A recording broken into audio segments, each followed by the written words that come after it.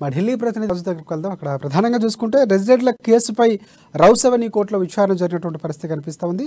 Resident association మాజీ chairman Brij Bhushan సింగ్పై మహిళా resident లైంగిక వేధింపుల కేసులో విచారణ జరుగుతున్నటువంటి పరిస్థితి. ఇక బ్రిజ్భూషణ్పై దాఖలైనటువంటి ఛార్జ్షీట్పై రౌస్ అవెన్యూ కోర్టులో విచారణ జరిగింది.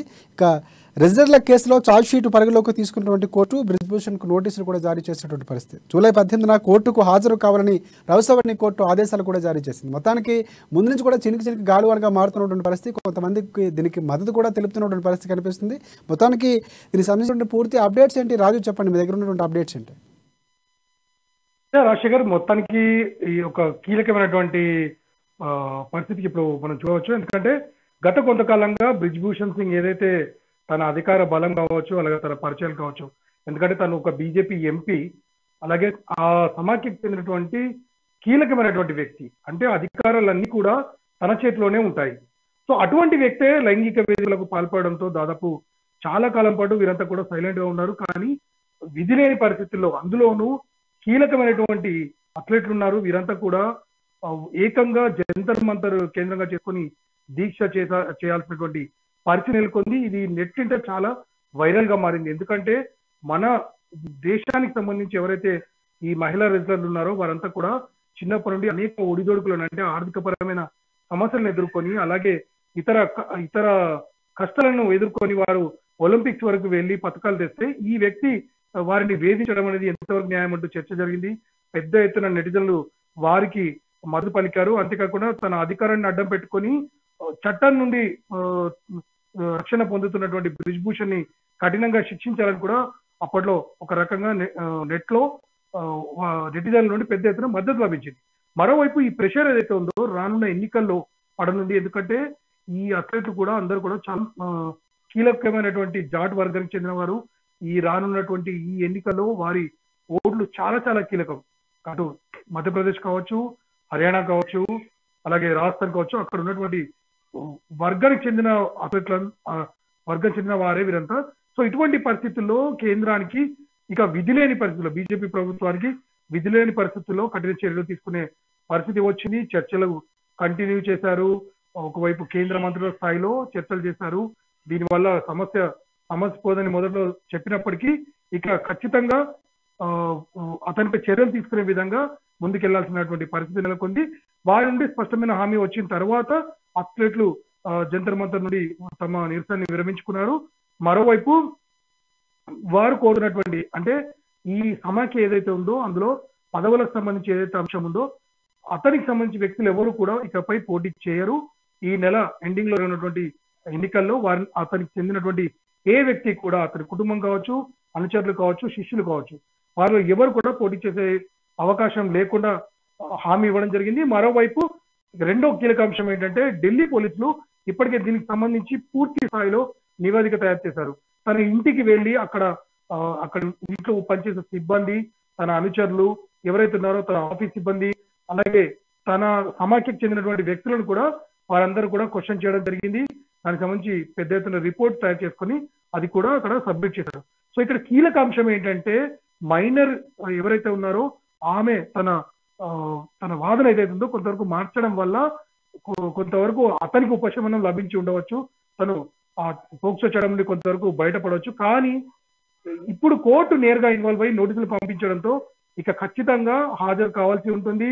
తను ఎందుకు వారితో ఆ రకంగా వ్యవహరించాడు, అలాగే తను ఏ రకంగా ఇంకా ఏమైనా, అంటే ఈ తన పదవిని అడ్డం పెట్టుకుని, తన వర్గాన్ని అడ్డం పెట్టుకుని తన ఏమైనా ఇటువంటి సంఘటనలకు పాల్పడడం అనేది ఖచ్చితంగా బయటకు వచ్చే అవకాశం ఉంది. రాశారు రైట్. అంటే సాధారణంగా చూసుకుంటే మనకి క్రీడల్లో రెసిడెంట్స్ అనేవారు కొన్ని ఒలింపిక్స్ తర్వాత మనకి దాదాపుగా ఈ మధ్య కాలంలోనే ఎక్కువగా పథకాలు తీసుకొస్తున్నటువంటి పరిస్థితి, దేశానికి వన్య గౌరవాన్ని తీసుకొస్తున్నటువంటి పరిస్థితి. కానీ పూర్తి స్థాయిలో వారిపైనే లైంగిక ఆరోపణలు జరగడం అనేది చాలా దిగ్భ్రాంతి వ్యక్తం చేసినటువంటి పరిస్థితి. ఇందులో ప్రధానంగా బీజేపీ నుంచి కూడా చాలామంది చెప్తుంది ఏంటంటే ఆధారాలు చూపించండి, ముందు నుంచి జరిగినప్పుడు ఎందుకు చెప్పలేదు అనేటువంటి వాదన కూడా గతంలో వచ్చినటువంటి పరిస్థితి.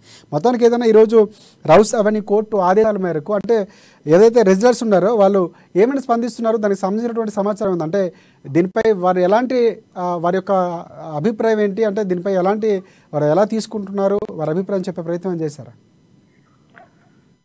నిజానికి అంటే ఇప్పటి వరకు అయితే వారు కోరుతున్నట్టుగానే జరుగుతోంది. అంటే ఏదైతే దర్యాప్తు జరుగుతుందో దాంట్లో కీలకమైనటువంటి అంశాలు పేర్కొన్నారు. ఏ రకంగా తను లైంగిక వేధింపులకు గురి చేశాడనే అంశాన్ని కూడా వారంతా పేర్కొన్నారు.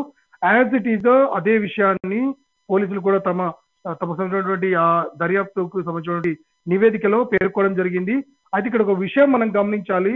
ఇలాంటి సీరియస్ అంశంలో, ఎందుకంటే తను పూర్తిగా మోనార్కీ అంటే ఏదైతే తన పదవి ఉందో ఆ పదవిని అడ్డం పెట్టుకుని ఇటు రాజకీయంగా కావచ్చు, అటు క్రీడా రంగంలో కావచ్చు, తనకు ఉన్నటువంటి బలాన్ని అడ్డం పెట్టుకుని తను చేసిన వ్యవహార శైలి, అది కూడా ఇక్కడ ఒక విషయాన్ని మనం గమనించాలి. నిజానికి జాట్ వర్గం ఏదైతే ఉందో వారు బేటీ బచావో బేటీ పడావో అనే ఒక కీలకమైనటువంటి ఒక నినాదం బీజేపీ ఏదైతే ఇచ్చిందో దాంతో బీజేపీకి ఆకర్షితులయ్యారు.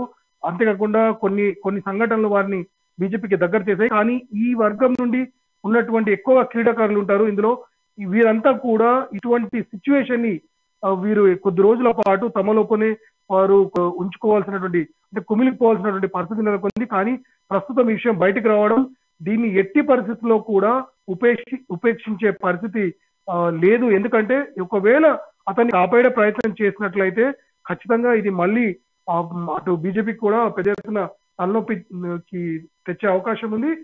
ఇటు వీరు కూడా దీనికి సంబంధించి చూస్తున్నారు, అంటే ఏ రకంగా జరగబోతోంది, ఈ 18వ తారీఖున తను అటెండ్ అయిన తర్వాత తనకి ఏ రకంగా కోర్టు ఏ రకంగా రెస్పాండ్ అవుతుంది అనే దానిపై వారు వేచి చూస్తున్నారు. ఆ తర్వాత వారి యాక్షన్ ప్లాన్ ఉండే అవకాశం ఉంది. రాజశేఖర్, ఒకటి రాజు, ప్రధానంగా అంటే ఇన్ని రోజుల తర్వాత ప్రధానంగా ఒకేసారి అంటే చాలా రోజుల నుంచి కూడా తాత్సారం చేస్తున్నటువంటి పరిస్థితి, వారిని బలవంతంగా పోలీసులు లాక్కుని రెజ్యులర్లనే చాలా వారు కూడా వాళ్ళ బలాన్ని ఉపయోగించి వాళ్ళని అడ్డుకునే ప్రయత్నం, అలాంటి ఘటనలు కూడా మనం చూసినటువంటి పరిస్థితి కనిపిస్తుంది. అంటే మొత్తానికి బీజేపీ ఎందుకు ఎంత తాత్సారం చేయడానికి గల ప్రధాన కారణం ఏంటంటే బ్రిజ్భూషణ్ విచారించి వారిని మంత్రాలు జరిగిన తర్వాతే, అంటే దీనికి సంబంధించినటువంటి ముందుగా బయటకు వెళ్ళేటువంటి పరిస్థితి, అంటే చట్టపరంగా చర్యలు తీసుకోవడానికి ముందుకు వెళ్ళింది అనుకోవచ్చు. అంటే మొత్తానికి రాజకీయంగా లేకపోతే నష్టం చేకూర్చే అవకాశం ఉందన్నటువంటి నేపథ్యంలోనే మేల్కొన్నటువంటి పరిస్థితి అనుకోవచ్చు మనం. నిజానికి బీజేపీ పరిస్థితి ముందు నుయ్యి వెనుక గొయ్యిలా మారింది. ఒకటే విషయంలో చెప్పాలంటే బ్రిజ్భూషణ్ నిజానికి నార్త్ ఇండియాలో మామూలు వ్యక్తి ఏం కాదు, చాలా పవర్ఫుల్ వ్యక్తి. తను అద్వానీ రథయాత్ర దగ్గర నుండి కూడా చాలా కీలకమైనటువంటి వ్యక్తి. అంటే తనపై అప్పటి కేసులు కూడా, అంటే 1992 నుండి కూడా తను మద్దతు తెలిపాడు బీజేపీకి అప్పటి రథయాత్రకు. అంతేకాకుండా అనేక రకాలైన, అంటే బాబ్రీ మసీద్ విధ్వంసంలో కూడా తనకి పాత్ర ఉంది. అలాగే అనేక రకాలైన అంశాల్లో కూడా తన పాత్ర ఉంది. సో ఇటువంటి వ్యక్తి పార్టీకి ప్రస్తుతం ఎంపీగా ఉన్నాడు.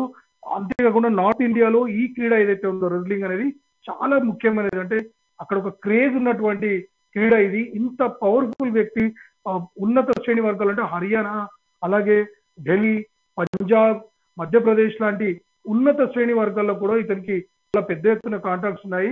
ఒకనొక సమయంలో ఇది కాంప్రమైజ్ వరకు వెళ్ళిపోతుంది అనుకున్నారు. కానీ ఏ రకంగానైతే స్పోర్ట్స్ లో ఉడుపట్టు పడతారో అదే విధంగా ఈ మహిళా అథ్లెట్లు అంతా కూడా చాలా కష్టపడ్డారు. వారు అనేక అవమానాలు ఎదుర్కొన్నారు.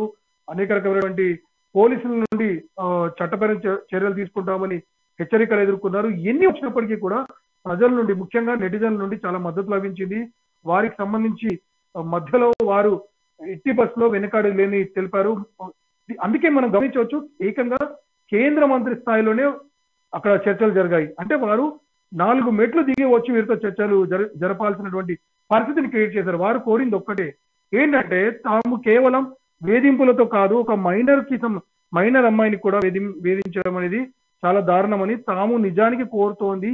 అతనిపై క్రమశిక్షణ చర్యలు ఏ రకంగానైతే ఒక వ్యక్తిపై పూర్తిగా ఆధారపడి స్పోర్ట్స్ కి సంబంధించినటువంటి అధికారం ఇచ్చినప్పుడు ఇటువంటి పరిస్థితులు ఎదుర్కోవాల్సి వస్తుందని, అతనిపై కనుక చర్యలు తీసుకుంటే రానున్న రోజుల్లో ఇలాంటివి రిపీట్ కావని పేర్కొన్నారు. ఎందుకంటే వారు పూర్తి స్థాయిలో ఫ్యామిలీని వదిలేసి శిక్షణకు రైట్. ఒకటే ఇప్పుడు బ్రిజ్భూషణ్ వ్యవహారం అనేది బీజేపీకి ఎంతవరకు నష్టం చేకూర్చే అవకాశం ఉంటుంది? అంటే ఈ నేపథ్యంలో బ్రిజ్భూషణ్ వ్యవహరించినటువంటి తీరు, అంటే ఎదుర్కొన్నటువంటి రెజ్యులర్కి సంబంధించినటువంటి విషయంలో కూడా రెజ్యులర్ రావడానికి కూడా క్రీడలకు సంబంధించి కొంతవరకు వెనకడిగే అవకాశం ఉందనుకోవచ్చా?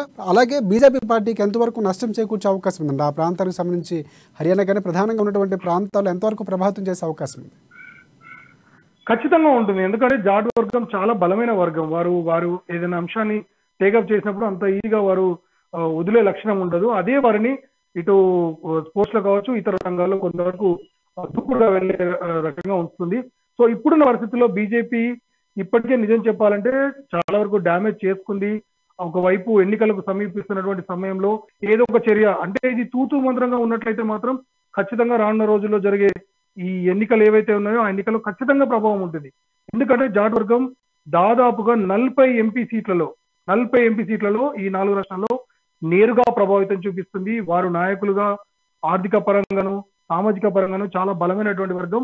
ఆ వర్గానికి చెందినటువంటి అథ్లెట్లు వీరంతా, ఈ మహిళా అథ్లెట్లు. అంతేకాకుండా మనం ముందుగా చెప్పుకున్నట్టుగా వారు క్లోజ్ అయింది కూడా 1-2 సంఘటనలు ఏవైతే వారి వర్గానికి చెందినటువంటి అమ్మాయిలపై జరిగిన అత్యాచారాలు కావచ్చు, ఇతర అంశాలకు సంబంధించి అక్కడ ఉన్నటువంటి స్థానిక ప్రభుత్వాలకు వ్యతిరేకంగా బీజేపీ పోరాటం వల్ల వారు దగ్గరయ్యారు. ఇటువంటి పరిస్థితుల్లో మళ్ళీ ఏదైతే ఆ కీలకమైనటువంటి అంశం ఉందో అదే దానికే తూట్లు పడినప్పుడు వారు ఖచ్చితంగా వ్యతిరేకంగా పనిచేసే అవకాశం ఉంది. వారి ప్రభావం 100% రానున్న ఎన్నికల్లో ఉంటుంది. బీజేపీ కనుక కఠిన చర్యలకు తీసుకున్నట్లయితే, ఇప్పటికే ఒక రకంగా చూసినట్లయితే పెద్దగా సీరియస్ గా చర్యలు తీసుకున్నట్టుగా. రైట్. ఒకటి రాజు, అంటే కొన్ని సందర్భాల్లో దీనికి రాజకీయం కూడా ముడిపెట్టేటువంటి పరిస్థితులు ఉన్నాయి. కావాలనే ఎప్పుడు లేనిది ఒకసారి తెరపైకి తీసుకురావడం, రానున్న ఎన్నికలను టార్గెట్ చేసుకొని ఇలాంటి కార్యక్రమానికి ఉపక్రమించారు, లేకపోతే చర్యలు తీసుకోవడానికి కారణమైందని కూడా చెప్పినటువంటి పరిస్థితి ఉంది. అంటే ఆ కోణం అది ఎంతవరకు నిజమనొచ్చు? నిజం శేఖర్, ఒక విషయం మనం ఇక్కడ చాలా క్లియర్ గా గమనించాలి. గతంలోగా రాజకీయాలను మనం ప్రభావితం అంటే నేరుగా మనం చేయలేము. అంటే ఒక రకంగా పబ్లిక్ లో అవేర్నెస్ పెరిగింది, రకరకాల మాధ్యమాల ద్వారా నిజమేంటో తెలిసిపోతుంది. ఇటువంటి పరిస్థితుల్లో వీరు తూతు మంత్రంగా మనం అనుకున్నట్టుగా ఏదో కంటి తుడుపు చర్యలకు పాల్పడినట్లయితే అది ఖచ్చితంగా వారిని ఏ రకంగా కూడా కాపాడే, అంటే ఎన్నికలలో ఓటమికి దగ్గరగా చేస్తుంది. నిజంగా హర్ట్ఫుల్ గా కనుక వారు ముందుకు వచ్చి చర్యలు తీసుకొని ఉంటే ఇప్పటికీ ఇంత డ్యామేజ్ జరగకపోయేది. కానీ అది చేయి దాటినటువంటి పరిస్థితుల్లోనే వారితో చర్చలు జరిపారు, అదంతా చేశారు. మరి వారితో జరిపే వ్యవహార శైలి ఏదైతే ఉందో అది చాలా వరకు నెగిటివ్ గా మారింది. ఎందుకంటే అలాంటి అథ్లెట్లని పెద్ద ఎత్తున పోలీసులు మోహరించి వారు ఏదో తప్పు చేసినట్టుగా వారిని లాకేలే ప్రయత్నం చేయడం ఏదైతే ఉందో అది ఇప్పటికీ అందరి దృష్టిలో ఉంది. ప్రధానంగా యువత కూడా దీనికి సంబంధించి ఎప్పటికప్పుడు చర్చించింది. సో ఇటువంటి పరిస్థితుల్లో ఖచ్చితంగా ప్రభావం ఉండొచ్చు.